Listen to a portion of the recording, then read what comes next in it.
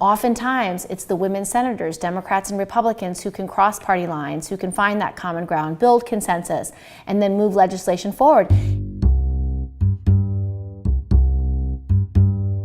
I was drawn into politics when I was a little girl, so there was no real aha moment here. It happened a long time ago, and it was really with my grandmother, who loved politics. And she was a woman well ahead of her time who 75 years ago recognized that women didn't have much of a voice in government or politics. And so I learned really at her knee how important women's voices are, how important grassroots activism is, how important what you do with your time is. And so I had a great love and admiration for public service and grassroots activism. We only have 20 women in the Senate. We need 50 or 51.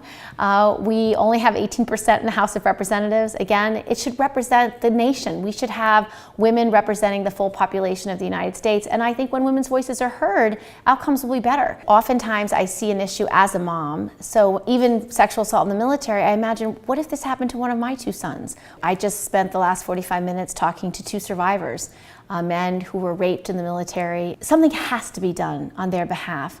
That makes me not only passionate, but determined to make sure they can be heard. And so it's all about making sure everyday people have a voice here in Washington. What I feel my job is not only to listen, but then to find the solution and reach out across the aisle, work on common ground, and build support from there. What I found to be interesting among my female colleagues is that they actually are quite good at building consensus and finding the areas that we agree. And we actually spend time with each other. We try to get to know each other outside of work. We have quarterly dinners so we can get to know each other as people, as daughters, as wives, as mothers. And it helps because I want my colleagues to be successful, whether they're Democrats or Republicans. I want to be able to legislate with them and find things that we have in common and actually solve problems.